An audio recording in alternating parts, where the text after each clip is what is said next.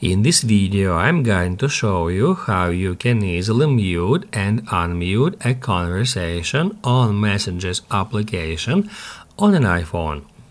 Be sure to watch the video to the very end so you don't make any mistakes. Let's get started, and first off, open up Messages app. And then, if you would like to mute some conversation, basically all you have to do is just swipe to the left to show up their options, and then just tap at that crossed out bell icon. Now the conversation is muted. We can identify that by that crossed out bell icon at the right side of this conversation.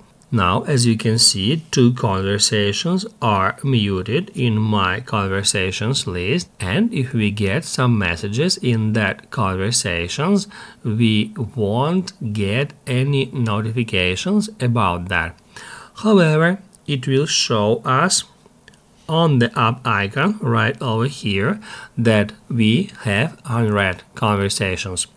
Let me mark one of them as unread. It is unread and it is muted. And as you can see, it is showing me that number of unread conversations on the up icon, even though if the conversation is muted. To unmute a conversation, just swipe to the left and tap at bell. If this video helped you out, don't forget to hit the like button.